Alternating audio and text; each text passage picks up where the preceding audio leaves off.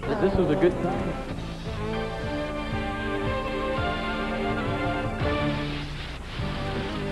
ESPN, the world leader in motorsports coverage, is pleased to welcome you live to the beautiful Irish Hills of Michigan, site of the ultra-competitive Michigan International Speedway, and seen at today's NASCAR Busch Grand National Series Detroit Gasket 200. It is a beautiful day here in Brooklyn, Michigan, as we are just 60 miles west of the Motor City of Detroit.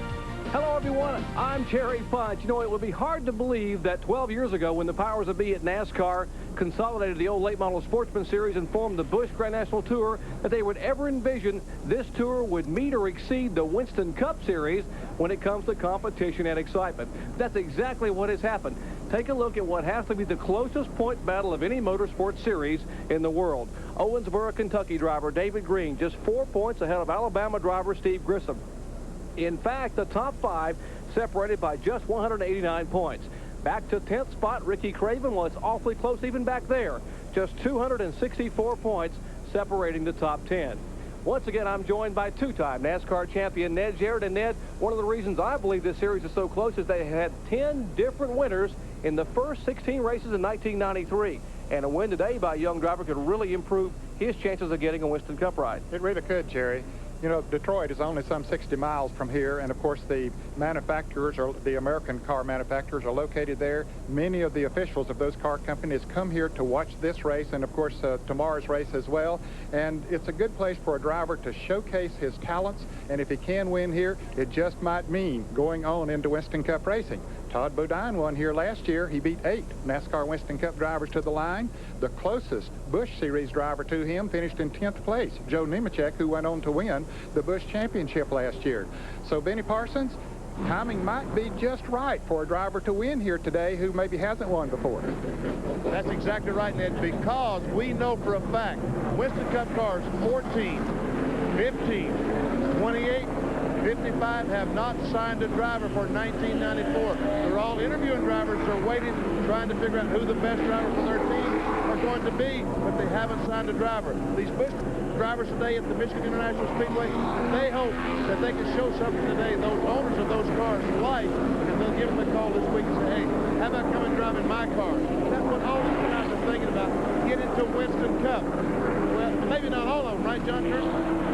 You're exactly right, Benny. There are a number of drivers in the field today who are just looking for a good run here, so they might be able to get a full-time ride in this series for next year. Take Casey Elliott, for instance. He qualified 8th. He's Bill's nephew, Ernie's son. Already been very impressive. He hopes a good run today will land him a sponsorship, enabling him to run full-time on the Busch Series next year. You look a little bit further back in the field, Johnny Benson Jr., the ASA points leader, Tim Steele, the ARCA Hooters Cup points leader, and David Bonnet, all looking for good runs today that hopefully will move them up the ladder into Busch Grand National Series, and then who knows, maybe in a few years into Winston Cup. So, Jerry, all these guys looking for good runs today should make for an exciting race. Indeed it should, John. So many variables, experience mixed with inexperienced drivers, Goodyear versus Hoosier in tires, and of course the pit stops, 1 or 2 pit stops, all the elements that contribute to the excitement of this series. Our Speedwalk coverage today is being brought to you by Quaker State. The Big Q is One Tough Motor Oil. By Goodyear, #1 in tires.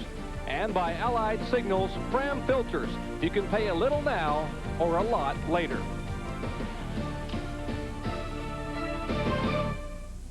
Michigan, take a look at our starting lineup. 41 strong here for this 200-mile, 100-lap event. The front row, Bill Elliott, his second pole and second track record of the year in the Hardy Boys Racing. Ford Thunderbird, 175.447. Alongside him, Winston Cup competitor Mark Martin. Back to row 2, 2 more drivers who broke the old track record. Robert Presley, the Alliance Training Center Chevrolet, and Rick Wilson in Charlie Henderson's Food Country Chevrolet. Back to row 3, Richard Lassiter. Remember the flip he took at Talladega? Oh my goodness, end over inside, and beside him Terry Labonte. Row 4, Larry Pearson and Casey Elliott, 19-year-old son of Ernie. Row 5, the defending series champion Joe Nemechek and Tom Peck. Row 6, Phil Parsons and Ward Burton. They had scheduled to start in 12th spot. Will actually move to the rear of the field. Yes, he wrecked his car yesterday, had to go to a backup car, so he will be coming from the back of the field. Some good drivers pretty far back down the line. Chad Little has run awfully strong this year. He's back there. Look where Ernie Irvin is back in row 13. So I think we're going to see some exciting racing as these drivers try to come up through the pack. Tommy Houston, of course, the veteran back there, starting his 347th consecutive Busch Series event. Every race they've had in 12 years, he's been a part of it. David Bonnet, yes, the youngest son of Neil Bonnet. He will start back there his third Busch Series start. Glad to have you with us here at Michigan International Speedway as the Pontiac Trans Am safety car gets ready to pull away. You'll be riding along today with the Winn-Dixie in-car camera of Mark Martin. Jack Roush Racing Machine at qualified second. Beautiful day for racing. Crowd estimated at approximately 70,000 on hand here as the flag is waved by Carl Simmons and Mike Harwood as we're set for 200 miles of racing action. Jerry, you can see how wide the pavement is here at the Michigan International Speedway. We'll see some 3 and 4 wide racing, especially on the tri-oval here in front. But up front, it's side by side with Bill Elliott and Mark Martin. Out of turn 2, Elliott and Martin, 2 veterans of Winston Cup competition. Right behind them is Robert Presley. He's one of the drivers you heard Benny Parsons talk about earlier. It's rumored to go in one of those open Winston Cup rides next week.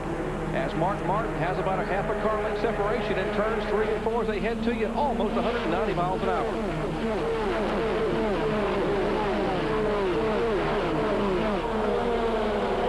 Well, look at this, Jerry. That's some of that 3 and 4 racing we were talking about back in the pack. That's for about middle of the field, 18th through 20th. 4 cars went into there side by side, and the 3-car of Earnhardt just went right on out in front of it. Good move by Mike Wallace on the inside. The FTP Brake Chevrolet back up front. Mark Martin has picked up where he left off before. 1 car spinning, the car number 41. Johnny Benson, as a car takes a roll as it slid backwards, apparently the air just picked the back end of it up and around and rolling over. Here they come back to the start-finish line. Mark Martin will lead them to the start-finish line. Caution being shown for the first time today. A violent crash out of turn 2. The young driver, Johnny Benson Jr., driving the car number 41, 30 years of age, from Grand Rapids, Michigan. A couple hours away from here, driving a Delco Remy Chevrolet. It's a car owned by Ernie Irvin. Here again is what happened. Well, it looks like he might have been tagged by a car, Jared. There was a pack of cars running together, and then it gets backwards, and you see the spoiler sticking up there. The air gets under it and lifts the back end up, and then it just starts rolling over in the grassed area on the backstretch here at the Michigan International Speedway. Fortunately, it does not get over into that guardrail, but that's a pretty serious-looking crash because it lands on its wheels. Different angle again for that scary crash here in the early laps. Looking across the racetrack, you see the rear of the car starting to get off the ground. You'll get a sense of actually how high this car will lift here as it came off the ground and begins to tumble. Higher than some of the scaffolds there where our cameras are located. Well, Jerry, the speeds have increased so much here at the Michigan International Speedway in the last couple of years, and in this race in particular, Goodyear has some awfully good tires now that are running faster, and the speeds are up quite a bit here, and some were concerned that maybe when these cars got backwards, like we've seen them do at Talladega and Daytona, that they just might have that flying effect, and here we go on the second lap and seeing that happen. Safety crews are on the scene immediately, as you see. We are getting reports that the driver appears to be okay. We'll try to confirm that when we come back to Michigan International Speedway after this. A violent impact brings out the first caution flag off of turn 2. Back with more from Brooklyn, Michigan after this. Stay with us. International Speedway taking a look at safety crews. They have loaded Johnny Benson Jr. in the ambulance. He stood up beside the car and was able to smile to some of the crew there, and that certainly was good news as they began to load the Delco Remy Chevrolet Luminar, what's left of it. Here's what happened just moments ago in the early laps. The car gets backwards and then begins to lift. Yes, it does. You can see how the spoiler up in the air, and of course that has a lifting effect, and as the car got on the grass there, it started flipping over and over, finally lands on its wheels, but as you said, Johnny Benson Jr. got out of the car and walked to the ambulance. 30-year-old Grand Rapids, Michigan driver. There he is standing with the safety crew, talking to the safety crew. He currently leads the ASA point standings. He has 7 wins in his career, 3 this year. He has a lead over Mike Eddy in the ASA standings, and he turns around and smiles and says, man, what a ride. And fortunately, he's able to walk away due to the safety required by these NASCAR Busch Series cars. And while they were getting him out of the car, this car came down pit road, the Hardee's Chevrolet. Warburton, and you heard Ned Jarrett mention at the top of the show, they had problems early this week, had to go to a backup car. He has been on and off pit road. For more, here's Benny Parsons. Jerry, you're right. He crashed his primary car in practice. He went to a backup car. Only had one slow lap of practice in that car. They came in for nothing other than to check the car, make sure the tires were not rubbing the fenders, they had no oil leaks, and everything was okay. They were in the back of the pack, and after one lap, they'd only gained a couple of spots. They really didn't lose anything, so they came down just as a precaution to check everything. I thought it was a very good move, and it shows these guys are thinking of Warburton. Indeed, Warburton just one of 5 cars on the Hoosier tires. The rest of the field of 41 on the Goodyear radials. Back with more from Michigan as we're under caution after this. Stay with us. Michigan still under caution due to a violent flip for Johnny Benson Jr. Let's check in with John Kernan. Jerry, I'm down at the infield care center. Johnny Benson Jr. has just been brought in here by ambulance. He got out of the ambulance, walked inside under his own power, didn't have a limp, so it looks like he's in pretty decent shape. They're going to check him out just to make sure, and we'll hang out and talk to him, find out exactly what happened in just a few minutes. Thank you very much, Sean. He's in capable hands. Dr. Greg Ballman and the staff here at MIS, one of the best in the country when it comes to acute care and trauma. And they'll check him out. We'll hopefully hear from the youngster very shortly. Back to green flag racing is Mark Martin, a 2-time winner in Busch Series competition in 1993, will lead him down single file into turn 1. It's pretty well single file all the way back through there, Jerry, as we see the one car going slow down on the inside. But Bill Elliott now trying to hook up with Mark Martin. Drafting is very definitely a factor here at the Michigan International Speedway because of the speeds they run here. Down the backstretch into turn 3, the differential there, you see about 15 car lengths back to the third place car. That's the front 2 right there. Bill Elliott in second place in the Budweiser Ford.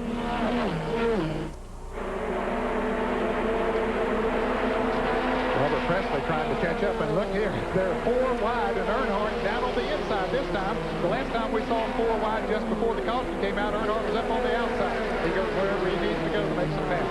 Earnhardt heads for turn 1 by way of Ann Arbor, making the left-hand turn down on the bottom of the racetrack, and that's Kenny Schrader in the car number 52 right behind him. The AC Delco sponsored car. They're trying to move by the Stanley Tools machine of Larry Pearson, who's had better and better runs each week.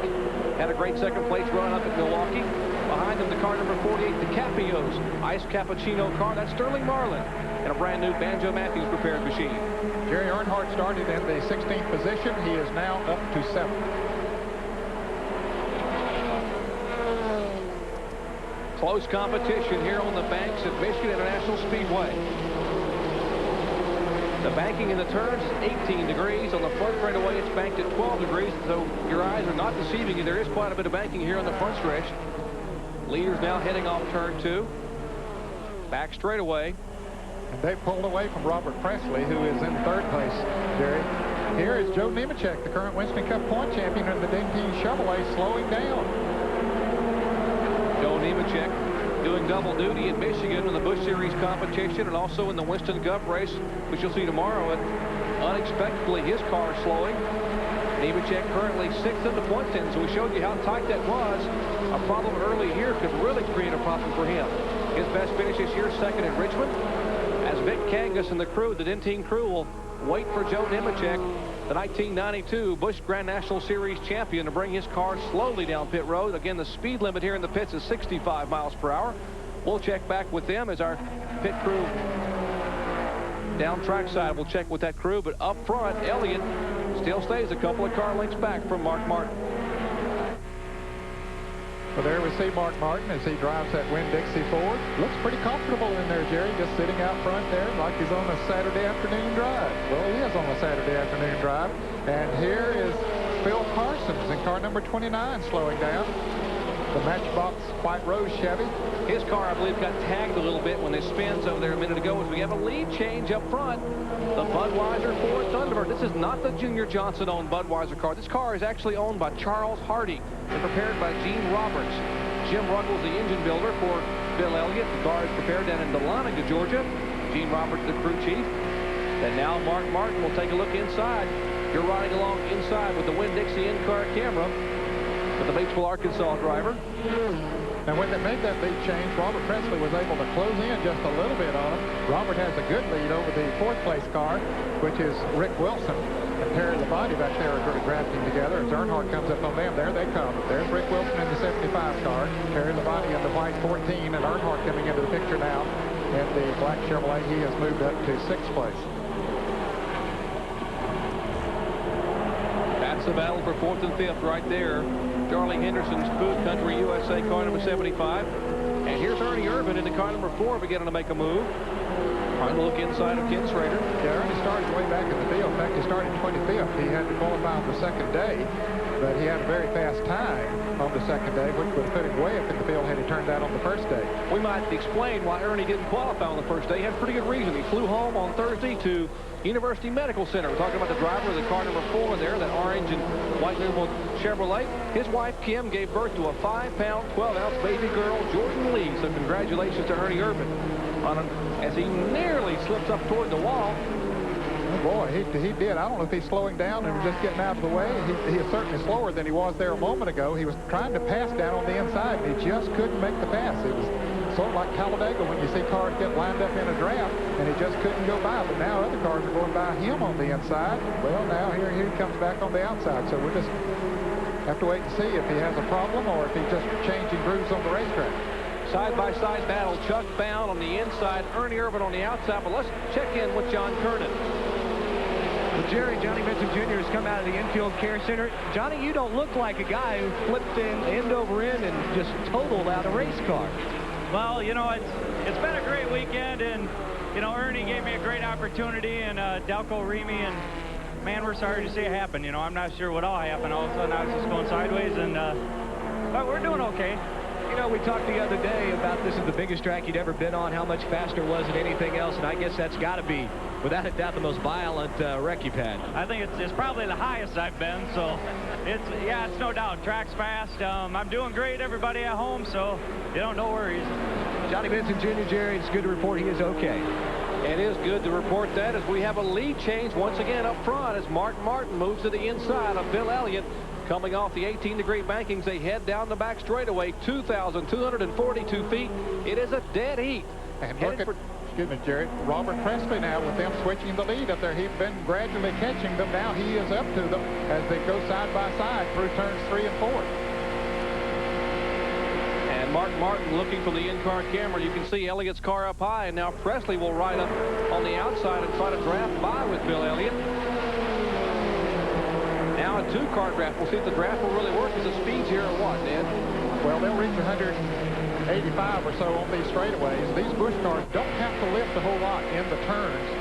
The Winston Cup cars have to back off because they have more horsepower. But these cars are lighter, go through the turns faster, and so they simply don't have to back off that much. So the drafting very definitely is effective here. And Mark Martin assumes the lead. It looks like Robert Presley will just ease between Darrell Walker's Western Auto Chevrolet, which is off the pace, and try to take second spot away. But Bill Elliott says, no, I don't think so. As the Budweiser Ford goes all the way up toward the wall out of turn 4, and looks like they will race toward the stripe, and Elliott will be in second place. And while they were racing side by side, Mark Martin was able to open up a little bit of a lead. We are in the early laps here at Michigan International Speedway, the second annual Busch Grand National Series Detroit Gasket 200. Back after this. Thunderbird, Jack Roush Racing for Mark Martin in second place. The Alliance Training Center's Chevrolet. Robert Presley in the Budweiser Ford of Bill Elliott is third. But behind them, Ned, they're coming in a hurry, including one man in black. Well, Earnhardt has come now up to 4th place from his 16th starting position. He has passed some awfully good race cars. And yeah, I think they might be gaining on the leaders a little bit. Although once Mark Martin got back in front of Bill Elliott, he has been able to pull away a little bit. Darrell Walker coming into the pits. We saw it get left there a little bit ago.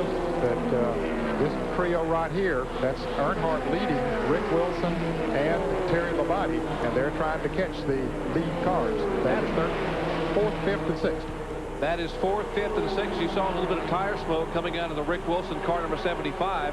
Wilson, who had a great qualifying run. Chris Carrier, the crew chief on that car, veteran crew chief out of Johnson City, Tennessee. He's an East Tennessee State graduate in engineering technology, and put a good car into Rick Wilson. That car now holding in the 5th position. As he begins to move in on Earnhardt. Take a look. He started 16th, and he has come to the front in a hurry. Reminiscent of his performance at Talladega a few weeks ago, back on July 24th, when Earnhardt started back in the field, ended up winning at Talladega in the Busch Series competition down there. Now, right behind them, Jerry, is Morgan Shepherd in his own car, number 21, an unsponsored car. That's Phil Parsons, who made a pit stop there a moment ago, that's running with him. But Morgan beginning to close in on Earnhardt and them a little bit. Here's Rick Wilson trying to move on the inside of Earnhardt, trying to take that position again away. Earnhardt passed him on the outside a little bit ago with the help of Terry Labonte. Now they run side by side. That's going to hurt them as far as their drive towards the front. Because anytime two cars are running side by side, it slows them down. Now Terry Labonte don't know which one to follow, so he says, I'll just try to pass both of them. He says neither. I will go downstairs and try it myself. So they're 3 wide here at Michigan. This racetrack's so very wide. The turns are 73 feet wide as you watch them side by side with a 10-foot apron. The straightaway is 45 feet wide with a 12-foot apron. What a great move by Terry Labonte. He was trying to figure out which one to go behind, and he had some momentum. He said, well, by golly, I'll just pass both of them, and he did.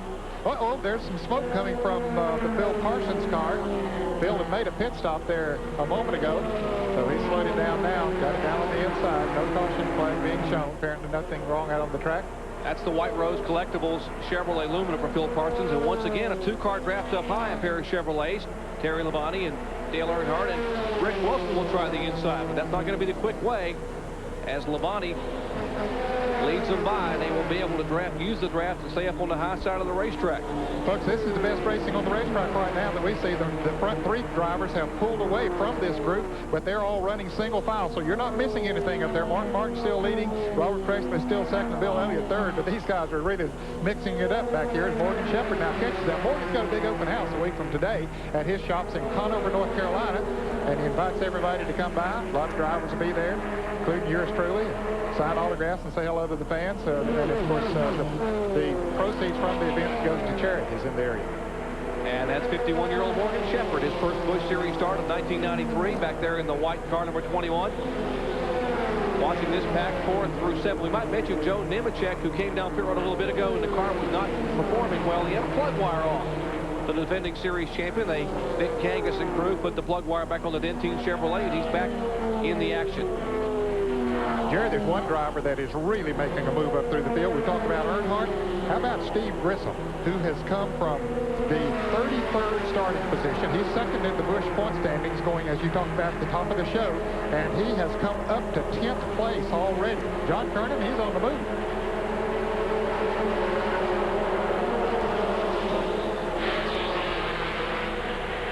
Well, Dan, here there's a crash. I'll get back to you. Crash, Ward Burton has crashed. Guys, you got a better look at it than I do.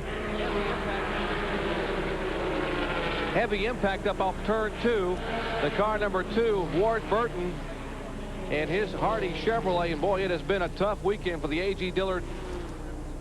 Boy, it really has been, Jerry. Of course, he crashed twice yesterday. Early yesterday morning, didn't do a lot of damage. They worked all day on the car, got it ready to go again, and then the practice yesterday afternoon, crashed again. It looks like the left rear tire is flat on that car now. Now, I know he had a flat tire yesterday morning when he crashed, and don't know if the tire went flat as a result of the crash, but it looks like that tire is flat there now. Well, Freddie Fryer and crew will have their work cut up for him. Look again at what happened to Ward. He did a heck of a job to keep the car from going head-on into the wall as he loops it around and keeps it out of the concrete, but watch the traffic coming by. Yeah, they were driving into smoke, couldn't see, and there a couple of cars went down. Then he came down the track, so the others went by up on the outside. They did a great job of driving around, and he did a good job, as you say, of keeping it off the wall. Remember, last week we saw Dale Earnhardt choose to go higher to the outside in the smoke when Kyle Petty spun, and Kyle spun right back up in front of him, and which put both those cars out of victory contention. And here is Ward Burton, Freddie Fryer, and Kuhl going to work on that car. Now, he said he cut a left front tire yesterday morning, and that car slammed the wall. Not this car, the one he ended up destroying. They fixed the car, came back out another practice session. He looped the car in the backstretch and literally destroyed the front of it. This was another car that rolled out of the truck yesterday, took one lap of practice, and put it in the field at the rear. They're on pit road. Here's Benny Parsons. Jerry, they got a problem. They can't get the jack is up a little bit. Let the jack down. There we go. Now we got to let the jack down. They've lifted the car up. They finally got the jack under. They're changing tires. We see no damage to the car other than the fact the left rear tire is just absolutely in shreds. They're having a little trouble getting that tire on the axle house. They finally get it on the hub. It's being tightened. They look around to the right side. Everything looks fine. He leads. And here come the leaders. The leaders will come down pit road. Mark Martin will lead them down single file as we have 25 laps in the books. Now, many of these drivers will think it go about 60 laps. They'll come down and change some tires. Mark Martin's in-car camera. Actually, we're on the roof cam of the Winn-Dixie Ford Thunderbird. As Steve Mill and that crew will go to work and change tires. Now, they can only change 2 tires during a caution without penalty. So most of them will change the right side tires this time. And maybe change others lately. Robert Presley has already made a good pit stop. He's out as we see them continue to work on Bill Elliott's car. Mark Martin, of course, is out as well. So it looks like they're going to come out in the same position they went in, and that was Mark Martin leading and Robert Presley second. Bill Elliott has lost a position to Terry Labonte. He gets out in 3rd place. Pit road, a very, very busy place under this second caution flag of the day. Let's check in with John Kernan. John? Well, you know, as good as Mark Martin has been running, he's been complaining to Steve Mill, the crew chief, that the car is just too tight. So they took out 2 big rounds of wedge on this pit stop to try and loosen Mark up. I mean, as good as he was running, it's kind of scary to imagine he can run any better. As we have had pit stops during the second caution flag of the day, brought out by the spin of Ward Burton in the Hardee's Chevrolet. Back with more from Michigan after this. Stay with us.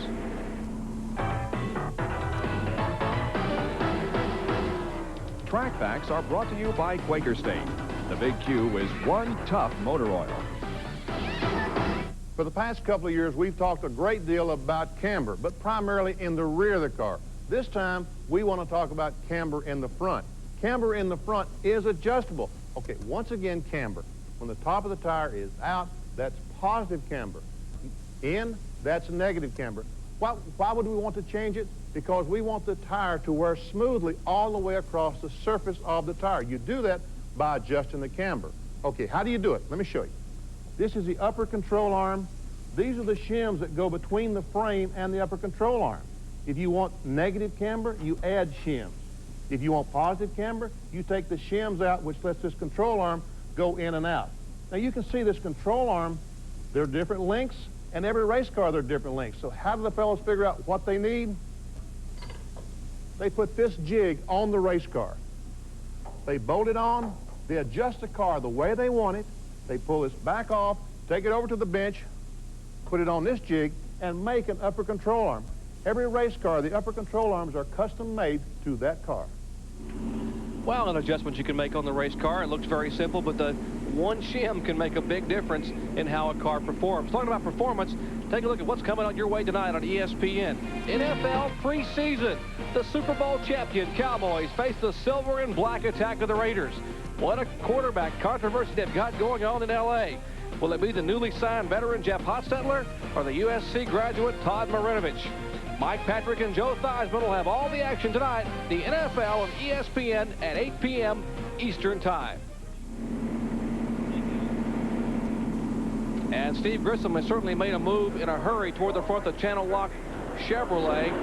Look, he started back in 33rd spot, is now being shown in 7th. And what a move, John. He is coming in a hurry. Yes, he is. You know, in qualifying, it was one of their typical stories. Brian Fraser, the crew chief, tells me they just didn't run that well. But once Steve got more and more laps out there on the racetrack. In fact, Steve told me this morning he was feeling a lot more confident. He said, we didn't really make any changes to the race car in practice yesterday. He said it was just driver changes, a little bit more confidence, driving a little bit deeper, and it looks like they're going to be in fine shape for the rest of this race. Indeed, they should be as they get the green flag once again. Lap 30 of 100 comprising this 200-mile event. Mark Martin, you heard him talk about the adjustment they made to free the car up. That as Martin gets any quicker, it could be trouble. Well, it could be because he was already pulling away a little bit from the field. Dale Earnhardt was one that lost a little bit on that round of pit stops, and one that really gained was the car number 8 of Jeff Burton, as we see Steve Grissom taking another position. I'll tell you, he's becoming a good property now. Some of these rides that Benny was talking about in NASCAR Winston Cup racing, some of them should be taking a look, and I understand that a few of them are taking a look at this young man, and he should be impressing them right now. As he passes Ernie Irvin, here comes Earnhardt trying to make the pass as well. Bill Elliott down on the inside, Rick Wilson going with Earnhardt, so the scramble is on towards the front. That's back in the second 10, 5th through 10th. Back there you're looking at now.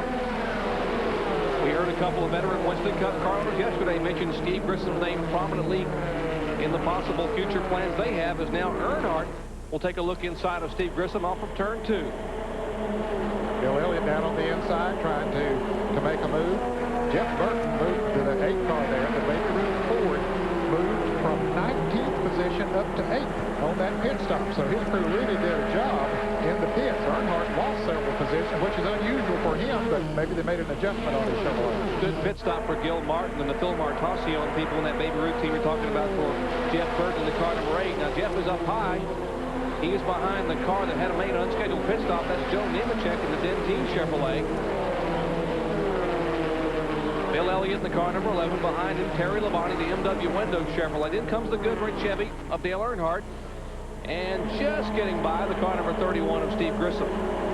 Now, Nemechek is being shown as 2 laps down, Jerry. We saw him coming into the pits earlier, and he lost a couple of laps. He's there running good. We see Todd Bodine in the back of that pack in the middle battle car. Of course, he's the defending champion of this race. And Todd Bodine goes on the inside of the car number 4 of Ernie Irvin as Rick Wilson battles down on the inside as well.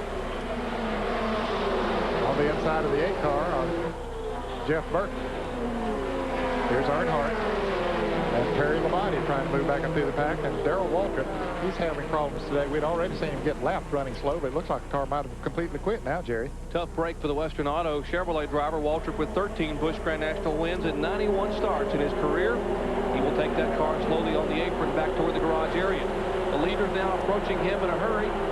Average speed last time over 170.7 miles per hour for Mark Martin in the Winn-Dixie Ford Thunderbird. Martin, your leader. Robert Presley in second place. Now getting a look over Martin's shoulder inside that Jack Roush prepared machine. And behind them, a gaggle of cars. 3 wide. Now make it 4 wide in the tri-oval. As they settle it back, that is 6th, 7th, 8th, and 9th, along with about 4 or 5 other cars. Oh boy, they're getting awfully close there as we get back to Mark Martin. You can see he has a comfortable distance on Robert Presley. Bill Elliott now beginning to move in a little bit on Robert Presley, but getting back to that battle back there in the pack.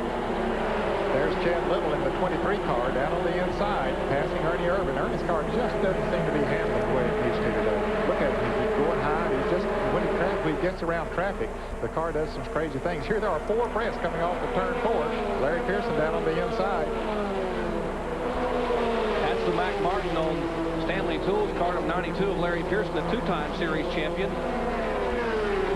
Showing you our field summary here, the top 5. Terry Labonte in 5th place. Looking back to this group here.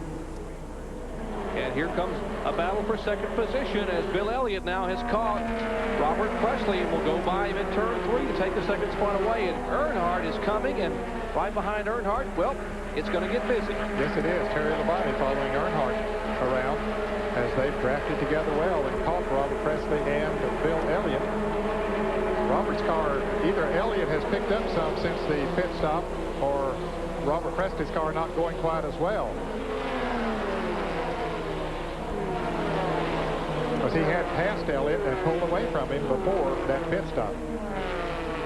There are a couple of cars that look like they might have been off the pace a little bit when they came by the last time, Jerry. The 92 car of Larry Pearson, I believe he's picked back up now, though, and the 8 car of Jeff Burton, who was running very low on the racetrack when he came by here. But you can see how far back those cars behind Mark Martin are. Mark Martin, who sat on the outside front row in qualifying. Elliott was the pole sitter with a new track record. That's a differential there. Budweiser Ford. Oh, there's trouble here on the front straightaway as Larry Pearson and Tracy Leslie get together. Coming off of turn 4 between the start-finish line and turn 4. And that was Chad Little in the car number 23. It looks like Larry Pearson's car. They're both painted identically, but that was Chad Little. And there is Tracy Leslie, what's left of the Detroit Gasket Chevrolet. That's the car that's owned by Ron Parker, who is the CEO and president of India Head Industries, and, of course, the parent company, Detroit Gasket. Tracy Leslie, the latest winner at Indianapolis Raceway Park, climbs out of the car. Let's check in with Vinnie Parsons. Hey, guys, they came off the corner, one of those situations. Chad Little was on the outside. Tracy came off under him. Didn't realize that Chad was there. As he came off the corner, he started up next to the guardrail. Lo and behold, Chad Little was there. He caught Tracy Leslie in the right rear, turned him head on in the wall, and kind of pushed him out of the way. I can't see a lot of damage to Chad Little's car, although he has messed up the aerodynamics just a little bit. He probably will not be quite as good as he was beforehand. But we can see Tracy Leslie over looking at his car, trying to figure out how much damage he has. It's pretty considerable, I'll tell you. And you can see he came back down across the track in front of a lot of other cars. Was fortunate in that respect that no one else hit him. He got it down on the grass and came to a stop out there and then walked away. Chad Little's car, there was quite a bit of damage to it as he went by on the right side, Benny, and we'll see he'll probably make a pit stop the next time around. There's the 35-year-old Mount Clemens, Michigan driver Tracy Leslie walking back, none the worse for wear, but with a shorter race car. Back with more after this. Back in Brooklyn, Michigan, under caution for the third time a day. They're pulling away what's left of the Detroit Gasket Chevrolet Lumina of Tracy Leslie, who just took a wild ride, and our John Kernan is with him. John? Well, I just saw Tracy walking up pit road, and Tracy, it was a wild ride you took out there. A couple weeks ago, you had a great ride at IRP. I know you were hoping for a strong run here today, but it wasn't to be. Yeah, you know, we had an awful strong car. They dropped the green. We changed all 4 springs and changed the whole car around this morning. Just went completely opposite what we've been running. We didn't have a good qualifying run starting in the back. You know, after that first lap, I knew we had a car capable of running up front. We were just going to bide our time, take them one at a time. I just feel sorry, you know, Ron Parker sponsoring this race, Detroit Gasket, MGM Brake, DG Trim Products. That Lumina was fast today, you know. I think we could have run up front. I was just going to bide my time. No, we come off the corner, and me and another car just come together. Very disappointed Tracy Leslie walking back to the garage area. Let's go down to Benny Parsons. Hey, guys, you see this tire? This is the left rear tire off of Ward Burton's Hardy Chevrolet. See, it was rubbing something, and the tire is flat. Now then, want me to show you what he was rubbing? It's the tread off the old tire. Remember when he blew the tire and spun back in turn 2? Somehow, the tread off that tire jammed up inside the car. It made the other tire go flat. Wow, how this thing jammed up inside that car, I'll never know. Boy, I tell you, anything can happen on a racetrack. Chad Little, his Bayer Select Ford, now back on pit road. That's the car that's owned by Washington Redskins quarterback Mark Rippon, along with Greg Pollux, the co-owner there, and he was one of the cars that was the victim of that incident a minute ago. And here are the pit stops that moments ago took place during this third caution flag today. Ned, everyone came to pits. Yeah, all the leaders came down, excepting Morgan Shepherd. He didn't make a pit stop, but most everyone else did. And they took on left side tires this time. Remember, they changed right side tires the last time around. And Mark Martin, the first out again. This time, Bill Elliott, you see the red car coming out. He comes out behind Mark Martin. And Steve Grissom lost a few positions there. And our leader is the car number 21, the Dick Schultz prepared white and red numeral Ford Thunderbird of Morgan Shepherd, as we have 40 laps complete. 60 to go at Michigan. Back after this. So they waved the green flag, and the leader was the car number 21, but he's battling right now with the car number 5. Good run for Richard Lassiter out of Little Rock, Arkansas. As Lassiter now goes downstairs, his best qualifying effort ever.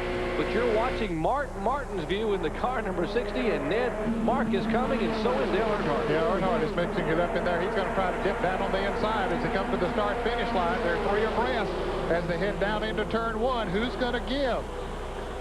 Right behind them is Bill Elliott and Richard Lassiter. Earnhardt on the bottom of the racetrack in the Chevrolet. Martin by half a car length out of turn 2. And it's a drag race down the backstretch, 2,200 feet. It's Ford, Chevrolet, and Ford, and now the 2 Fords are nose to tail in a drag. Well, Richard Lassiter backed off on the outside, which was a very smart thing to do. Here comes Robert Presley down on the inside. He wants to get back up front there again as he moves down on the inside of Bill Elliott. Lassiter's into black 5, right behind the red car of Bill Elliott. Doing a great job here. What a job Richard Lassiter is doing. Remember that violent rollover he had? Slid on his roof at almost 190 miles an hour in Talladega a few weeks ago. And to come back in here and run as well as he has. He broke his shoulder in Talladega. Had to miss the race at IRP because he couldn't move his right arm. But he's in the race car here. His best qualifying effort ever. Let's check in with John Kernan. You know, Jerry, I was talking with Richard Lassiter, and he said this morning that race car is probably the best handling race car he's ever had. He said that he can just pretty much put it in cruise control here, and he still has a little bit left. So he may not be showing his whole hand. Richard was just going to ride around, try and follow the leaders, get into that lead, key stamp in that lead pack, and have a good finish. He told me he would have something left for these guys at the end. There's Chuck Bow down on the inside. He's doing a good job here today, but loses positions right now as some of them teamed up on the outside of him, got in a draft together, went around. Look at 5 abreast going into the turn. Now they single down into 3 and then 2 and now even into single file. One of the reasons the fans love to come to Michigan, the turns are 73 feet wide, and they can certainly get it 4 and 5 wide here in the turns. One car smoking and slowing down is Ernie Irvin in the Kodak Fun Saver Chevrolet.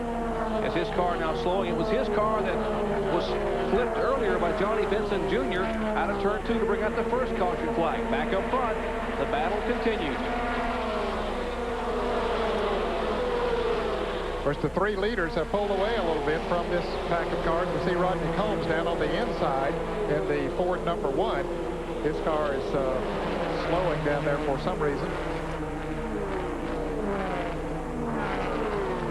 And there's Martin Martin and Dale Earnhardt, Bill Elliott. Might think you're watching a Winston Cup race, but it's actually NASCAR Busch Grand National Series action. NASCAR's version of AAA ball. Very competitive, very exciting, and 3 veterans right now duking it out here on the High Bank 2-mile oval at Michigan. And as they come off turn 4, Ernie Irvin has taken his car to the garage. We understand that it might be a valve spring or something. For more on that, let's go to the pits and John Kernan. Ned, that's what they're thinking right now. The car just basically shut off, quit running, a big puff of smoke. I went up to Jay Smith, the crew chief.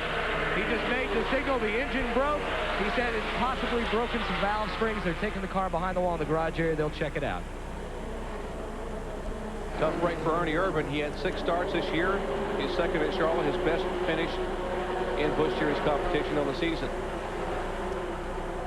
And Bill Elliott slowing down in the Budweiser Ford. He was the pole sitter here. So the pace here may be beginning to take its toll, Jerry. Well, now Elliott has seemingly picked back up a little bit. I don't know.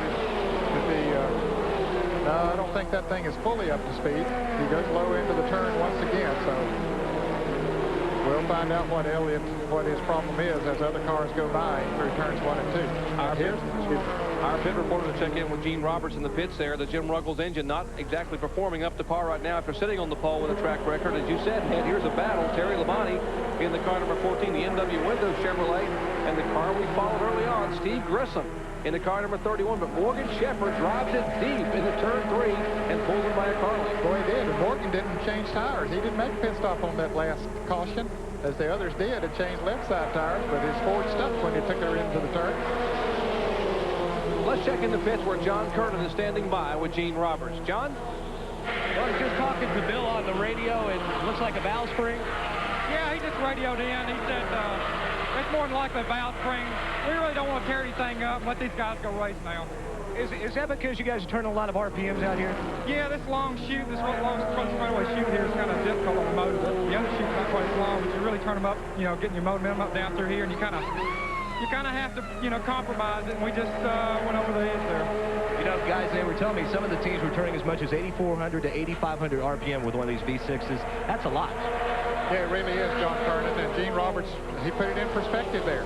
Well, you want to run up front. You gear that thing low, but you're taking that chance of over-revving it. When you get into the draft, you are subject to pick up RPMs, and that just puts that much more strain on the engines. And usually the valve spring is the first thing to go when you over-rev it. Nothing against Jim Ruggles, the engine builder, but no one can build them to withstand some of those RPMs. You have to turn at times here at speeds over 185 miles an hour. Back up front here is Robert Presley in the car number 59.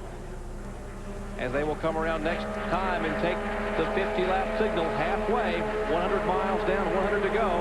It has been a Martin show. Winn-Dixie Ford Thunderbird. A couple of cars drafting by back in the package. Ricky Craven in the car number 99 and Chuck Sprague. Jack Sprague in the car number 74 down on the inside going into the turn. A very brightly painted car. Car number 74 is the Staff America Chevrolet. Now he gets in line. There's Jeff Burton really moving around back there in the Baby Ruth Ford. trying to position himself. Jack Sprague driving the Bill Bumgarner-owned car, number 74. His first full year in Busch Series competition. That was Joe Nemechek in the car, number 87, and Sterling Marlin driving the Fred Turner-owned Capio Ice Cappuccino's car. Back up front, Martin is the man they're chasing, and they've just passed the halfway point, and Martin trying to hold on to pick up win number 3 in 1993 in Busch Grand National Series racing action. Back with more from Michigan after this. And you're watching 34-year-old Batesville, Arkansas driver Mark Martin. Looks like he's having a nice little Sunday drive or a Saturday drive as he is pulled away, continues to lead, but just behind him, here's the battle. Goodrich Chevrolet, Dale Earnhardt. Behind him, one Food Country USA Chevy for Rick Wilson, and behind them is the car number 59 of Robert Presley. They are second, third, and fourth, and then a little bit of smoke out of the 75. Yeah, we've seen, particularly down in turns 1 and 2, we've seen a little bit of smoke from that car. I don't know if it's tire smoke or what it might be. It doesn't seem to affect him as far as his running ability is concerned, but there has been a few puffs of smoke from that Food Country entry. And we mentioned the point battle, how tight it was at the top of the show. Well, the point leader, David Green, is exactly 1/2 a lap behind. He's on the lead lap, and there's the Slim Jim Chevrolet. Car number 44, the car that's owned by former Busch Series champion Bobby Labonte. David Green in the car number 44, currently being shown back in the 24th position. Boy, if it should finish the way that it's running right now, he would lose a lot of points. He'd lose the point lead, as a matter of fact, to Steve Grissom, who is being shown in 7th position. And we'll let him pass through. We'll show you the leaders as they come up within a half a lap. Yeah, that would totally scramble the top 10 in points, at least the top 5.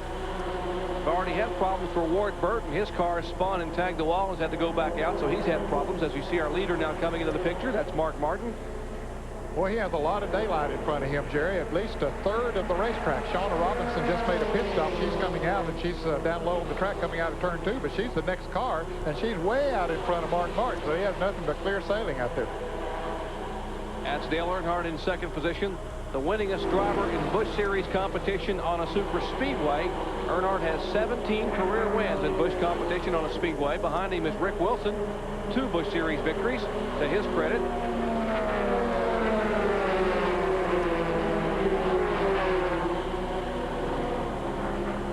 We mentioned a minute ago the 75 car, the Food Country USA car of Charlie Henderson, has been smoking a little bit. Benny, have you found out what the problem might be? Jerry, I talked to Chris Jerry, the crew chief on the Food Country car, asked him what the smoke was. He said the car's a little bit tight, and they think it's tire smoke. But I tell you what, I don't see these radials smoke very much on these cars, so I don't know. But that's their opinion, is they got some tire smoke, and they're going to adjust and loosen the car up a little bit on the next caution flag, and they think that's going to cure the problem. We'll see. Boy, Benny, it could very well be tire smoke, but that last time we had a close-up on him going around that turn, and just at one particular part of the turn, you could see more smoke than at any other time. I believe that when he gets to that point of the turn, that there's something rubbing just a little bit on that car and causing that tire smoke. And whatever the smoke is, he's holding on within a half a car length or maybe a couple of car lengths behind Dale Earnhardt. We take a look at our AutoZone race summary. Mark Martin, our leader, has led 47 of 55 laps. There have been 3 cautions for 12 laps, 3 different leaders, 5 lead changes, and the average speed 125.772 miles per hour. Lap leaders, Mark Martin, Bill Elliott, and Morgan Shepherd led for 3 laps. And here are the drivers out of the race. The latest to go behind the wall, Chad Little in the car number 23. They put that car behind the wall, the Mark Griffin-owned machine, with some sheet metal damage due to an incident earlier with Tracy Leslie. And Richard Lassiter, who had such a good qualifying effort and such a good run early on, took the lead at one point in turn 3 on the restart. Apparently his day may go up in smoke as big plume of smoke coming from beneath that High Point Betting Chevrolet. He keeps the car up very, very high, and as yet there is no caution flag being shown from the flag stand. And Jerry, he wanted to get down into the pits, to the entrance of the pits, but he couldn't do it. He was high on the racetrack, and cars kept coming by him on the low side, and he simply couldn't get it down there. Now, if he has lost power, which it looks like he has, he isn't going to be able to get back around. Don't know what he'll do with him once he coasts out through here, as we see several cars coming up on him, but he's out of harm's way down there now, still rolling. But let's see if he turns backwards into the pits. The NASCAR official is motioning him to do that. I don't think that they see him, that the driver sees the NASCAR official, so he's now pulled it off down there. Yes, and now he's coming back. Apparently the crew told him by radio, so just turn her left. Come on back down pit road this way. We aren't going anywhere anyway. And a very heads-up move there by Richard Lassiter.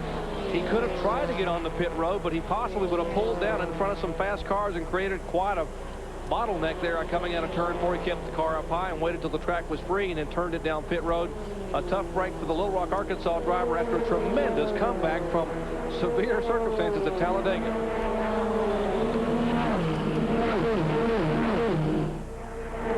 Showing 60 laps of the books here, 40 to go, and the second annual Detroit Gasket. And another car going out, the Shauna Robinson entry. I said the captive is the Polaroid Chevrolet, but they have a new film or something, Jerry. That Captiva. Captiva, yeah, the camera. That's the new camera that develops the film, that the pictures inside. It develops them inside, shoots them out, and Shauna from Des Moines, Iowa. And boy, what a tough couple weeks she's had. She was at IRP a couple weeks ago when she was informed that her father, Richard Lefty Robinson, had passed away after he had a stroke about a year ago, and she had to make a very difficult decision. As she know, Lefty sponsored her and supported her racing career, and she went on the race and collected her best finish of the year at 12th at IRP.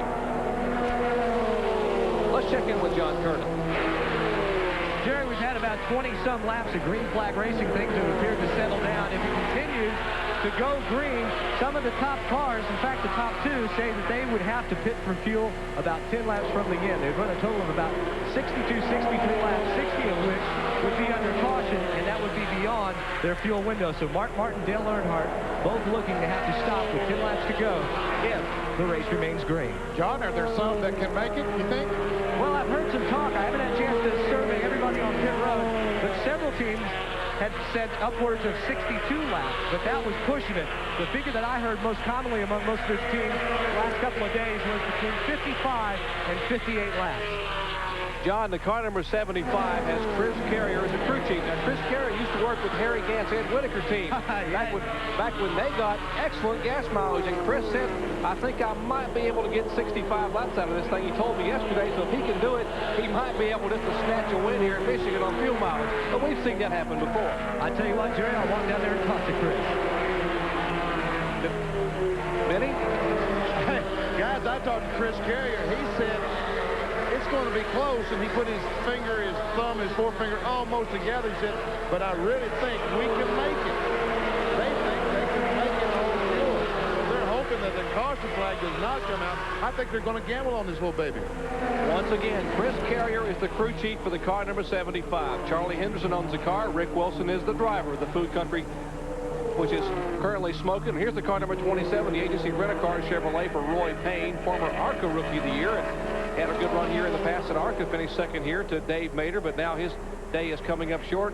And I'm sure that the car number 75, Rick Wilson, does not want to see a caution flag come out then. Well, but it doesn't look like he's going to be able to make it. He's coasting awfully slow. He's almost to the pit entrance, but he's almost stopped, too. So I don't know if he can make it or not. He's still rolling. He might be able to get back without a caution. 25-year-old Roy Payne, one of the rookie drivers this year in Busch Series competition, trying to get that car owned by his dad Curtis back toward pit road so that crew chief Donnie Allison, the crew chief on that car as of the past 3 weeks, can get a chance to work on it. He has now made his turn off the racetrack and is headed back down pit road, almost to the edge of the pit wall. So a tough break for the agency rent-a-car team there and Roy Payne. And as he's coasting in, Shauna Robinson, whatever her problem was, she got it fixed and gone back out on the racetrack. Shauna, of course, driving for Mike Laughlin, the car builder out of Greenville, South Carolina. Still 26 cars in the lead lap.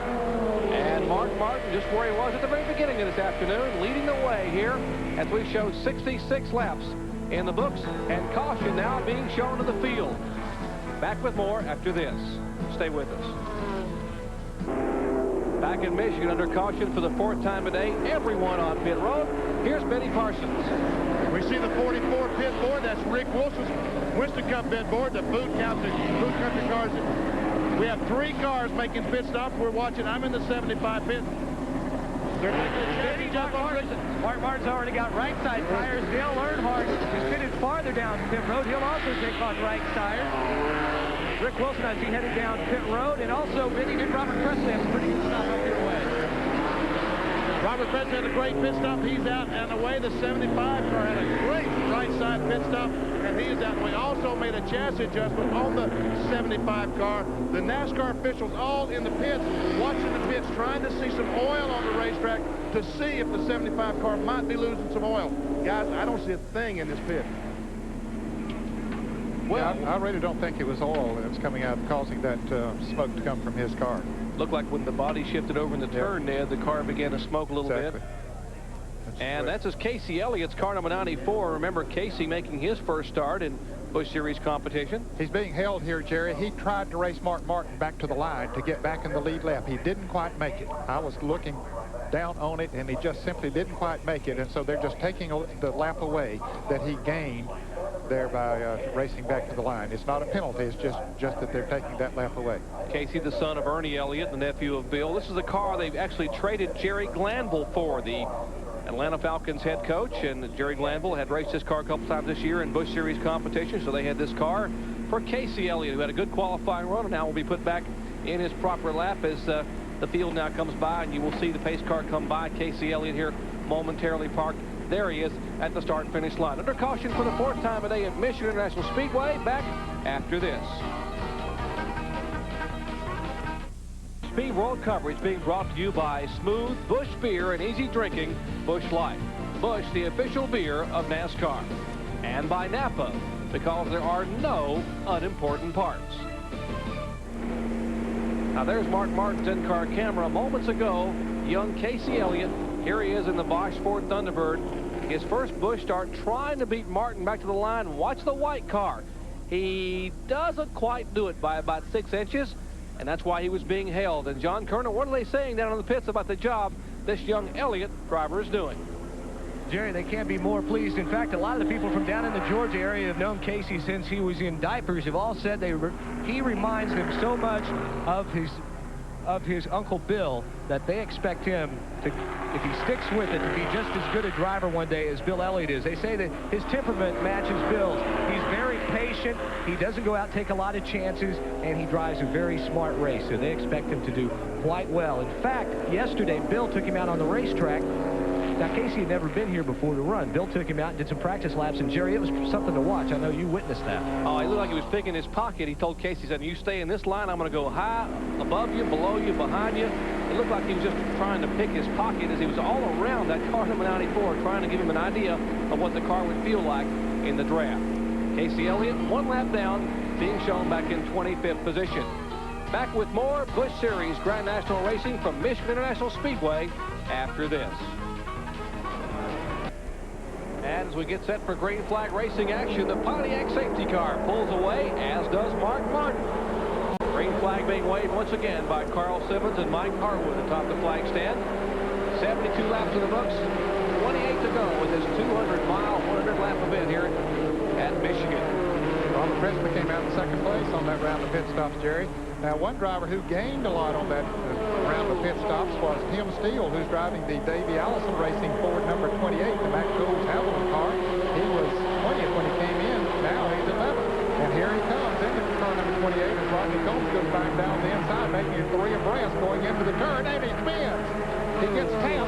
Tim Steele in the Davey Allison car got tapped in that bunch of cars running together and spins around, hits the outside wall, and here's, was it the car number 1 of Rodney Combs up there? His car is white. That was up ahead of him, and he spun as well, so the caution is out again. And once again, the caution flag flies. Here is the car number 8, the Baby Ruth Ford Thunderbird. That is Jeff Burton. So the younger brother of Ward is not the car number 1 of Rodney Combs. It was making a move there on the restart. Once again, here's the car number 28 being sandwiched between 2 cars. And I think it maybe just got touched a little bit, Jerry, and it doesn't take much. And there's the 8 car Jeff Burton spinning around up on the outside. Boy, he almost got hit by some other cars coming around there. Both of them were really fortunate, as heavy as the traffic was, to not get banged when they were spinning around. 25-year-old Tim Steele from Coopersville, Michigan, just 2 hours west of here. Heavy impact into the wall. Now, Benny Parsons is standing by in the pits there watching what's going on with Jeff Burton. BP? What we see right now, Jerry, is trying to beat the fender out so when they put the tire on, it will not be rubbing the tire. They don't have to come back in. We do see some damage to the car. We know they've got some of the steering is bent. They'll have to come in, probably adjust the toe end, but they're trying desperately to stay in the lead lap. They haven't lost a lap, and away he goes. I thought he was going to roll me there for a minute. And look, the left front tire is pointing towards the east. The car's going south. And that's not good. No. We talked about the point standings. I mean, take a look at, we've mentioned that Ward Burton has had trouble with the wall. Joe Nemechek has had problems. Jeff Burton now on pit road. And there's Tim Steele, thankfully. Red Farmer and the crew down there in Birmingham, Alabama, or Hueytown build them awfully safe, as they did for many, many years for the late Davey Allison. And Tim Steele will climb out of the car. Once again, Ned, here's what happened. And that is the car number 1 of Rodney Combs down on the inside, and he clips. I think Davey might have got up into the other car, and here comes the 8 car. That's how he got into it, as the 28 car went up into Jeff Burton and or into Tim Steele, and that's how the 8 car spun around up in front of him. And the car number 28 sits up there. They are required by the NASCAR sanctioning body to take a mandatory ride to the infield care center. It's a very good rule. I applaud that to be checked out as Tim Steele climbs in there. Let's check in with Benny Parsons. Ned, you did the same thing I did, didn't you, buddy? You see that 28 car, and right away you think of Davey Allison. This time it's Tim Steele. Last week it was Lake Speed. I called him Davey Allison. How long you reckon we'll do that, Ned? I don't know. I said the Davey Allison car. I meant the Davey Allison Racing owned car. Oh, you knew Tim Steele was in it? Yeah, I knew Tim Steele was in the car. Okay. Yeah. I thought last week I put Davey Allison right in that car again. Well, I'll tell you, we'll probably all make that mistake a lot. And I'll tell you, when he crawled out of that car, Tim Steele is about the same size of Davey Allison, and in that uniform, he looks a whole lot like him. And we all indeed wish it was Davey Allison. Would love to have Davey in this event today. Tim Steele, we are told, will drive 7 more events in that car that's prepared by Red Farmer out of Hueytown, Alabama. As we're under caution for the 5th time today. Remember, coming up following our telecast, Speed Week with Bob Jenkins and all the motorsports coverage from around the world.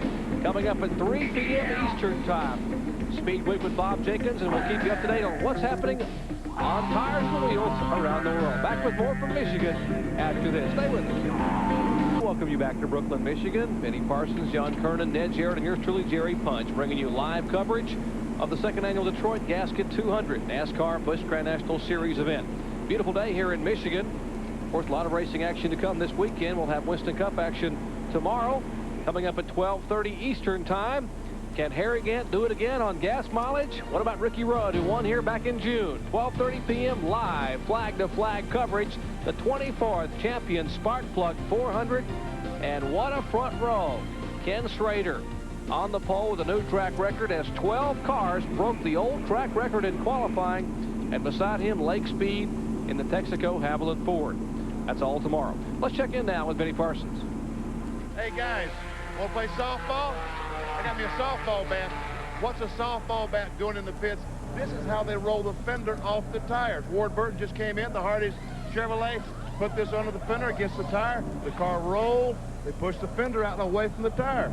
Pretty handy, too. If you get bored, get the race car ready to go, you can play softball. Now, I've seen Benny's softball game down at the Sara Lee NASCAR deal, and but Jerry, I don't believe that bat would work too good on this car. Too much sheet metal damage. I don't believe the bat's going to help that one too much. They're going to take it back to Hueytown and have Red Farmer and the guys work on it. And indeed, every time we see the car number 28 up there, we begin to think of Davey Allison and what a very difficult loss that was to motorsports. When we come back, we'll have green flag as Mark Martin has dominated the first part of this race, 68 of 76 laps. Back with more after this. To get some fans came all the way from Buffalo to be on ESPN. Thank you very much for the hello, and to Bob, Benny, and myself. But remember, we do have another member, John Kernan. John is part of our team, so put another steak on, and all of us will be down when it's over. Benny, stay put. We have a few laps to go, then you can eat your steak. Back to green flag racing has Mark Martin on lap 79, leads him, and it's going to get dicey here in the last lap. Yeah, there's only 22 laps to go now, Jerry, so yes, they're going to really get racy here now. They don't have any other pit stops to make, and it'll be tight. Mark Martin leading him off turn 2. Now single file behind him. Looking for his 3rd win of the year would be Robert Presley, but they're too wide back in the pack. Chuck Bowden, the car number 63, beginning to move in there. There's Larry Pearson. Behind him is the 48 of Sterling Marlin. Couple of cars side by side. Car number 74, Jack Sprague, and inside him is Chuck Bowden. Chuck, of course, a former champion of this division. Hasn't had the kind of year that he and the Hensley team thought that he would have. But nevertheless, running pretty strong here today, currently being shown in the 12th position. And Steve Grissom, you just got a glimpse of, he's the blue car to the right side of your picture. That's the Gadsden, Alabama driver. A young man who passed up a possible promising career in college football as an offensive lineman at either Alabama or Auburn. Said, nope, I know I could play ball. I would like to play ball, but I want to drive a race car. So the youngster has certainly been impressive. Now battle heats up for 2nd spot as Earnhardt goes high and Robert Presley slips back to 3rd as they head for the start-finish line. And Jerry, we have a good mix of Winston Cup and Busch Series drivers. A little more Winston Cup in this picture we're seeing right here, as Robert Presley is the first of the Busch Series drivers. And then comes Steve Grissom, as we saw Tommy Houston's car going slow down on the inside. But a year ago, as we said, Todd Bodine won this race, and many felt that that opened the door for him to get a full-time Winston Cup ride. And he does now have that with the Butch Mock Racing team. And Robert Presley would like to, well, in fact, he's been a real hot property. His name has been mentioned a lot. And we have reason to believe that he'll be in a Winston Cup car next year. A lot of owners in the garage area have been fighting over who's going to get Robert Presley, and likewise with Steve Grissom as the cars now move down off the banking, trying to, well, they played a little draft tag there? Yeah, I guess. They're having a tough time. They're drafting, but they're having there's Chad Little slowing. Or no, that's the car number 25, Hermie Sadler. Leading Rookie of the Year contender in the Virginia is for Lovers car. That's the Don Beverly-owned machine. Hermie having his best finish at Milwaukee earlier in the year. He finished 3rd. Apparently, engine has gone south on his car, and the University of North Carolina graduate will pull that car onto an apron in the backstretch, so we will not see a caution flag. Yeah, he had the presence of mind to pull it off the track, let him go racing. He knew his racing day was over.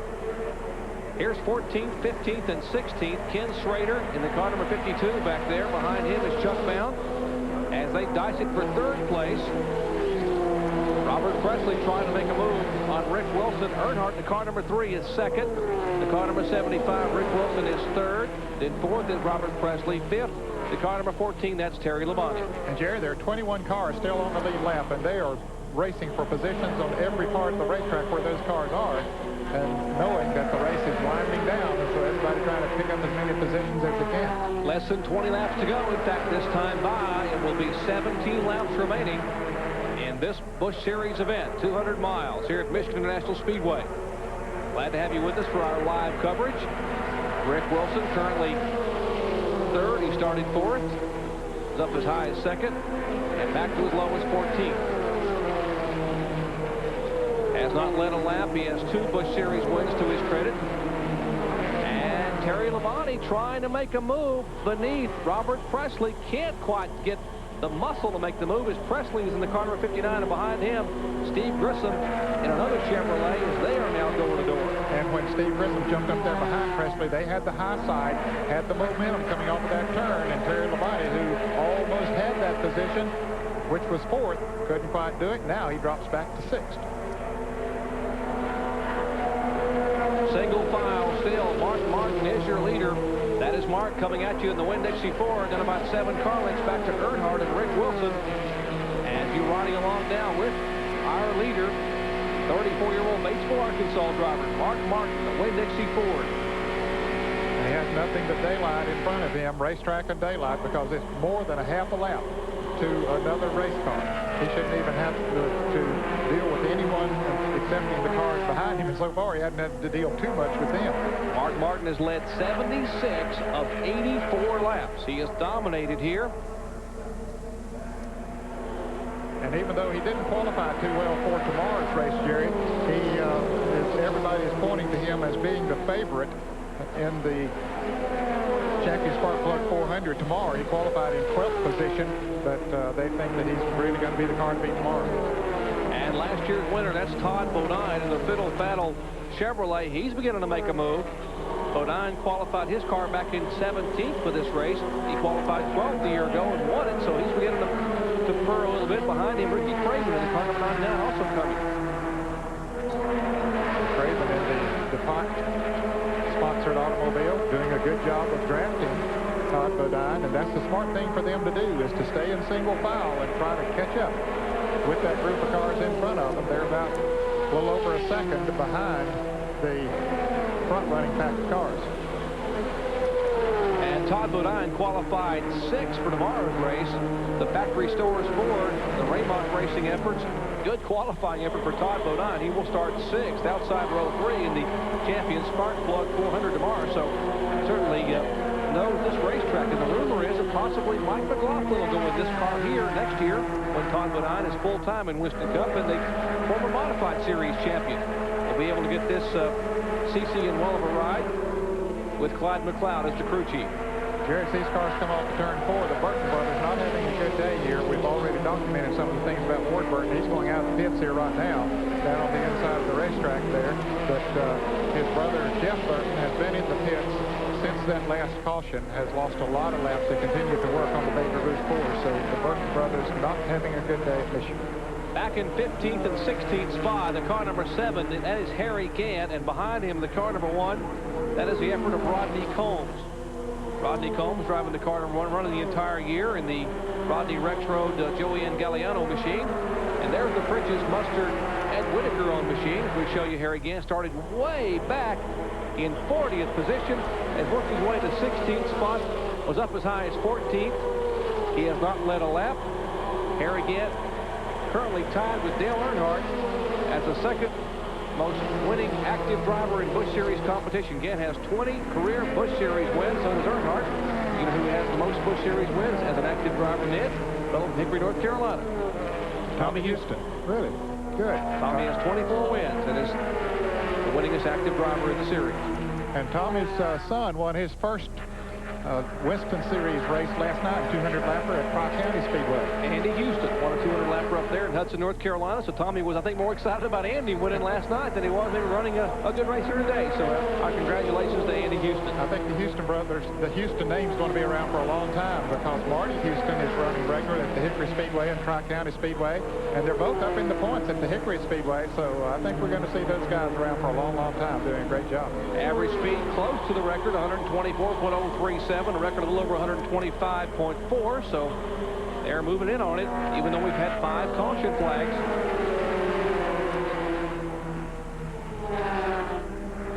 Rick Wilson continues to follow Dale Earnhardt. They just can't work together and catch Mark Martin. As a matter of fact, he's pulling away a little bit now, Jerry. Indeed, Mark Martin, what a job. You've got to give a call to Jack Roush and the crew. Edgar Ailman is the Jack Roush member of that team who builds those very, very potent Ford V6s. Bobby Leslie is the crew chief on that car. Steve Neal actually calling the shots in the pits today. But what a job they have done in this Busch Series operation to bring that V6 from something that was, whoa, trouble. One car has slammed the wall down in turn 1. A lot of smoke coming from beneath that car. Is that Morgan Looks Shepherd? like Morgan Shepherd. It's a black car, and we see a 2 on the top of it. It is the Thunderbird from Conover, North Carolina's Morgan Shepherd, the Dick Schiltz prepared car. He was in 12th position. He had led the race at one time, as a matter of fact, as they raced back to the line. Mark Martin didn't want to see this caution because he pulled himself out to a good lead as Morgan's car comes down off the banking now, down on the inside of the track. You can see he's driving it back to the pits the wrong way. And here's Morgan Shepherd coming back. This is Morgan's first Busch Series start. Talking about young drivers, Morgan had tapped possibly Dennis Setzer to drive his car some this year in Busch Series competition. And I think Dennis drove the car at Charlotte and was looking to possibly drive this car in the future. Dennis Setzer runs regularly Hickory Speedway for Bob Friedman and Benny Yunt. Here again, what happened to Morgan Shepherd a minute ago as the car headed for turn 1. And it looks like that Sterling Marlin, I believe, in the car number 48, maybe gave him just a little bit of a tap and spinned Morgan to the outside of the racetrack, and he hugged the wall, just grinding away up there, staying out of the way of the other traffic at least, but doing a lot of damage to Morgan's Ford. Good move by Larry Pearson in the car number 92, the Mac Martin on Stanley Tools car. Pearson looked to have nowhere to go, made a hard left turn, got on the brakes, and was able to avoid the spinning car of Morgan Shepherd. 6 caution flag today, so you can throw that record speed out the window because it won't happen today. Todd Bodine's record of over 125.4 will stand for another year. And here's Dale Earnhardt pulling right up alongside the leader, looking over at Mark, let him know I'm back there. Yeah, he says, I'm here now, caught up to you. The caution has come out. He wasn't going to catch him, but the caution didn't come out unless something happened to the number 60 of Mark Martin. Here's Morgan Shepherd getting out of his car. And Morgan trying to get his helmet off and catch his breath. Our Benny Parsons caught up with him, and the car has been shortened significantly, BP. Yeah, it sure has, Jerry. There's heavy, heavy damage to the left rear of this car, and Morgan said, well, what the heck, it's already junked. I might as well drive it back to the pits. Morgan, you okay? Yeah, I'm okay, Benny. We cut a left rear tire down going down the front straightaway. It just all of a sudden, we must have run over something and cut it, and it went flat, and it kind of turned me sideways into the wall. It spun around and backed in the fence? Yeah, I backed in the fence, and I was able to hold it against it and keep from not jumping out in front of the traffic. Tell you what, you got some pretty good damage here. It must have been a pretty good lick. Yeah, it was. It backed into it pretty hard. Okay, guys, let's see who's going to win this thing. Okay, Benny, let's clarify that situation since Morgan said what he had. I think when the tire went flat and he slowed down just a little bit, Sterling Marlin was very close on him. Might have hit him a little bit, but it wasn't Sterling's fault, so we certainly want to clear that up. And it's good to see Morgan Shepherd is in good shape. Unfortunately, his race car is not. That's what's left of his Ford Thunderbird, as we are under caution for the 6th time today. Back with about a 7-lap sprint after this. Stay with us. But one driver who's just been having a great day, back and forth keeping those radials hot, is the Winn-Dixie driver, Mark Martin. Of course, as he weaves that car, Earnhardt behind him, other drivers doing the same thing, trying to knock any debris off the tires that they might have picked up going slow around there. We're about to get the green this time around. We want to say hello to Tommy House, one of the NASCAR Busch Series officials, who is not here this weekend as a result of an operation. I wish Tommy the best, and certainly all the NASCAR officials send their best too. And for those of you able to hear some radio coming out, that is Elmo Langley, the pace car driver, who's driving that Pontiac Trans Am, and he rockets that red Trans Am down pit road as Mark Martin will get the green flag, and it'll be a shootout, lap 95, as they come to turn 1, and we'll see if indeed the caution flag helped Earnhardt at all, but Martin starts to pull away as he did a minute ago. Well, that car just works so well down on the bottom of the racetrack, Jerry. He gets traction off the turn, and look how far he has already pulled away, as there is a battle now for the 3rd position, as Robert Presley moves on the inside of Rick Wilson in the Food Country car. Robert drives her deep on into turn 3. And then he has to back off right in the middle of the turn. And here comes Wilson back. That's going to be good for Earnhardt, because that let him pull away a little bit as Mark Martin continues to pull away from Earnhardt. Remember, we told you the young drivers want to be impressive here in front of all the factories just 60 miles away in Motor City of Detroit. Robert Presley, at 34 years of age, from Asheville, North Carolina. 2nd-generation driver. His father, Bob, one of the best short-track competitors ever to come out of Asheville. And look at Steve Grissom talking about young drivers being impressive. Could possibly take the points lead. In fact, should take the points lead if he gets a good top 5 finish. And the Channel Lock driver from Gasket, Alabama, will take over the spot. Yeah, the Slim Jim car, David Green, who was leading points coming in, is being shown now back in 19th position, Jerry. So Steve Grissom would take over the point and have a pretty good point lead, as a matter of fact, as they go to to New Hampshire next weekend. And here's last year's winner, Todd Bodine, out on the inside, trying to make a move inside Ricky Craven as they begin to move toward the front. The final laps, every position counts, and David Green, our point leader, needs to get as many as possible. Let's check in with John Turner. You know, this is David Green's first trip here to Michigan International Speedway as a driver. He was here last year working with Bobby Labonte. He told me he was getting more and more comfortable with this racetrack and that he hoped to finish today. He wasn't looking at really winning the race, but if you look at his record for the first half of the year, of the 12 remaining races, he's got 6 top 10 finishes already at those racetracks. So he says he's thinking championship. If he can get through today, get a decent finish out of today, he feels very confident about the remainder of the season. Indeed he should, and the way he has been consistent all year long. 3 laps to go, and they really shuffled up. Terry Labonte on the inside of Steve Grissom. Labonte in the white and red numeral, car number 14. He takes a spot away. Grissom in the car number 31. And the car number 75 still smoking. The car just moving out of the left of your screen. That's our leader, Mark Martin. Then comes Earnhardt. Then Robert Presley in the 59. Lamont in the 14. Grissom the 31 and 75. Still puffing a little smoke every now and then, but Rick Wilson hanging right with him. Done a great job with that car today. And here's the car number 99 of Ricky Craven having a great run here today. This might be one of his better super speedway runs as he moves on the inside, or tries to. Rick Wilson, he had to back off because he was going to be run out of racetrack there. Ricky Craven, the 1991 Busch Grand National North champion and last year's Busch Grand National Rookie of the Year. Ricky Craven has a spotter, Jeff Gordon, on top of the truck, letting know what's going on as they are door to door now out of turn 2.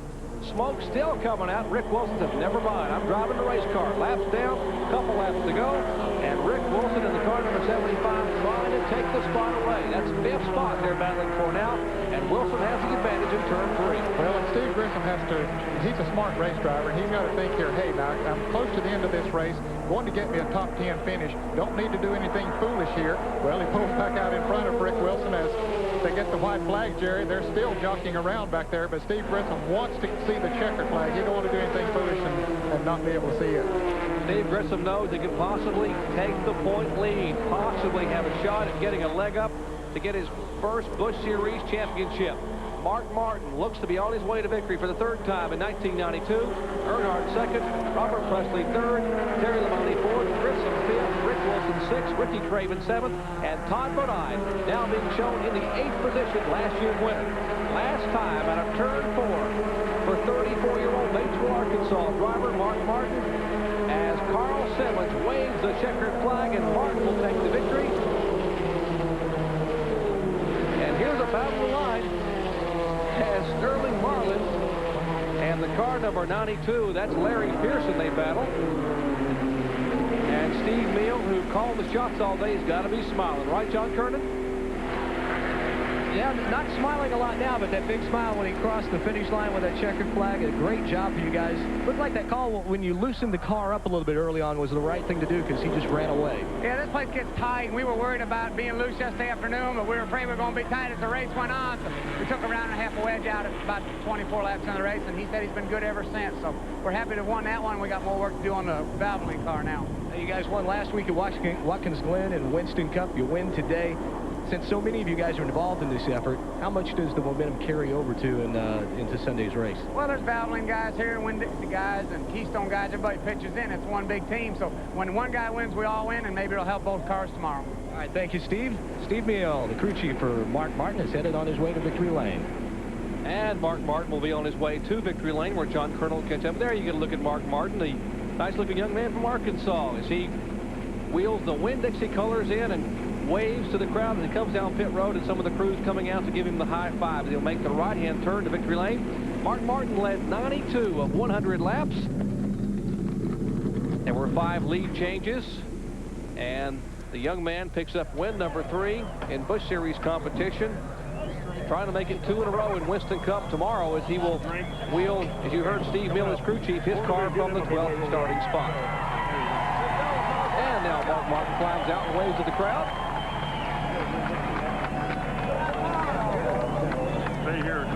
And let's go to Benny Parsons. Okay, Mark, go ahead, put your hat on you because we got to talk to you. There we go. Different hat than last week, same result, a victory. Well, I just want to thank Goodyear for putting us on the greatest race tires in the world. Man, those things were super. They, the longer this car ran on them, the faster it got. And I really want to thank my crew, too, all the Winn-Dixie folks for hanging there with us, and the fast pit stops. I think we came out of the pits in first every time today. This car, this year, if you finish the race, you win the race. That's about it. Yeah, I've wrecked it several times and broken it several times, but if we can keep it running all day, she's tough. Once again, I'd like to say thanks to all the Winn-Dixie folks. This is a great day for us.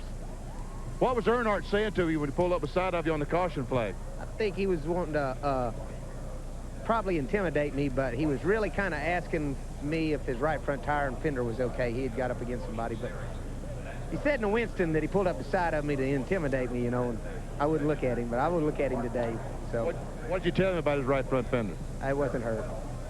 It was going to be a good race. Dale's car was really quick for 2 or 3 laps, and I hated to see that yellow right at the end you know, because Dale's tough, and on cold tires he might have had a shot. But I found out after seeing what happened there that his car was really great on new tires, that if they were used and we got a yellow, I could still pull away. But if we put brand new tires on for a couple of laps, he could make me run really hard. I'd have to kind of work at it, and then the longer we'd run, those radials would just start kicking in for us. Can you learn anything in the Busch Grand National car on Saturday afternoon, a car that's lighter, a six-cylinder engine, about Sunday's race? We can learn that we like to win. You like that, huh? We like that. Steve Grissom trying to win a championship. He's with John Kernan. Steve, great comeback today. You told me this morning that you figured the car was going to run all right. You were going to handle the race well, and great finish. Well, I'll tell you, we qualifying, we just didn't do it. The car was fast right off the trailer, and when it got qualifying time, we done our usual deal with the 10-lock Chevy and qualifying the back. But I tell you, this guys on the team, they worked super hard, had it driving good. And, you know, that's the main thing. As long as you handle, you get back toward the front. And we're just a little bit tight there at the end of the race. But still, top 5 finish, we'll take it. By my calculations, our calculations, the way you look at it, as close as it was, you're in the points lead right now. Heading down the home stretch. How's the feeling? Well, I mean, you know, the points are important, and sure, we'd like to win the championship. But again, we approached this race just like we approached Daytona back in February, and that was to go there to win the race and not finish as good as you can. If you do that, the points will be there. And I tell you, these boys, they kept their head up. They're working hard, keep their nose to the ground, and, you know, hopefully when it comes into the season, we'll be around in the hunt. You know, we're in Detroit. Motor City's, what, an hour east of here. How important is it to have a good showing up here and let some of these guys, the factory teams and things, to see you perform as far as moving up into Winston Cup? How important was today's run? Well, you know, more so than that, I think it's probably that we've had a good showing here for this team, for Channel Lock. They had 200 people here today, and you know, it's good to have a good showing for them. We've had our past 2 finishes, our races hadn't been that great. We've run good in them, we just hadn't finished. And none of these boys put their head down, and it wasn't time to push the panic button. And here we are back, and had a good run today. Steve Grissom with a good run at the top 5 finish, looking to win that first Busch Grand National Championship.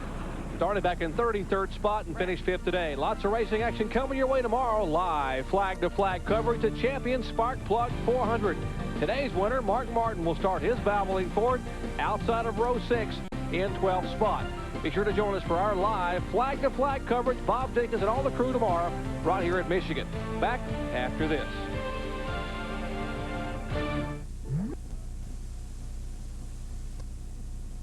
I know the number of the drivers who are from that area. Mike Wallace in particular said, please, if you get a chance to mention, we're going to be there at that mall. I believe you're going to head out, Ned, possibly. A number of people will be there, including some IndyCar drivers. I believe John Andretti is coming down. That's on Wednesday this week. And all the donations for autographs will go to the folks who had the serious problem with the flood. And as Benny Parsons, there's his ride still waiting on him there. We'll be back with more from Michigan International Speedway as Mark Martin has gone to victory lane for the 3rd time in 1993 here. Back with more after this. There's Mark Martin still being pictured, photographed there in victory lane, and right behind him they pulled a Valvoline Ford. That's the car he'll drive tomorrow. The crew pulled it there so he wouldn't have far to run for that final practice session as they're getting ready for that final session for Winston Cup. And speaking of Winston Cup, a driver who ran today and will run tomorrow is standing by with John Kernan.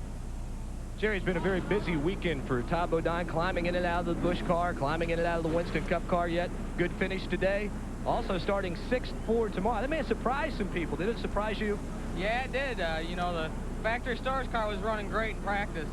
And we felt like we had a good shot at the top 20, and we were going to be happy with that, you know, getting the race the first day. And we just got a good lap. I didn't do anything different. The car ran great. It ran great off the truck, so we're looking forward to tomorrow.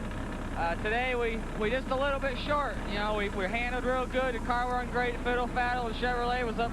We got it up front. We started 17th, got it up to 8th there at the end. Just came up a little short. Didn't have enough for them Winston Cuppers today. Any pressure on you tomorrow? You going to lose any sleep tonight? I mean, you start so far up front. No, I'm going to sleep real good tonight. It's been busy. This is the first time I ever did double duty back and forth. And all day yesterday, I was in a race car. Because if I wasn't practicing one, I was practicing the other. So we're really looking forward to tomorrow. I learned a lot today. I think it's going to help me tomorrow. I tell you what, as short as tomorrow's race isn't, as much as he's been in a race car this weekend, it's going to seem like a cakewalk for Todd Bodine, Jerry. Need to go back to the room and have a little fiddle faddle for energy. And we'll take a look at our results today. Mark Martin, of course, winning it in dominating fashion. Earnhardt, Presley, Labonte, and Grissom in the top 5. And 6th through 10th, Rick Wilson, Ricky Craven, Todd Bodine, Ken Schrader, and Jack Sprague with a good run here today. Just missing a top 10 finish, Chuck Bound, former series champion. There's Larry Pearson, Sterling Marlin, Rodney Combs getting a good finish, and Harry Gant, who started 40th. And 16th through 20th are Mike Wallace, Joe Bessie, David Bonnet finishing in the lead lap, and David Green, the point leader going in, but no longer the point leader, and Tom Petty. Ward Burton will lose some valuable points. He had trouble early on with a caution flag tagged the wall. He finishes in 25th spot. There's Tim Steele, who, driving the Davey Allison car, had contact with the wall, got a 28th place finish. Bill Elliott, who was the pole sitter, will finish back in 35th position. Tim Feeder with a rookie driver. Phil Parsons having trouble, engine problems. He will get a 40th place finish. And the ASA point leader, what a tough beginning he had in Busch Series competition. His car got airborne and rolled out of turn 2 to bring out the caution for the first time today. Our point standings, yes, Gaston, Alabama driver Steve Grissom takes over the point lead. David Green slides back to 2nd spot. Robert Presley is 3rd. Ward Burton is 4th. And Chuck Bound is 5th. There are 11 races remaining in Busch Series competition. We'll wrap it all up at Atlanta Motor Speedway on November 13th. But tomorrow, remember, right here, 12:30 p.m. Eastern Time, the 24th Annual Champion Spark Plug 400. Can Harry Gant pull it off again on gas mileage? Will the veteran go to victory lane? Once again, congratulations to Mark Martin, whose Winn-Dixie Ford Thunderbird was just awesome today. Martin led 92 of 100 laps here in the 2nd annual Detroit Gasket 200. For John Kernan and Benny Parsons and Ned Jarrett, I'm Jerry Punch, once again congratulating Batesville, Arkansas driver Mark Martin on his 3rd win of 1993. So long, everyone, from Michigan.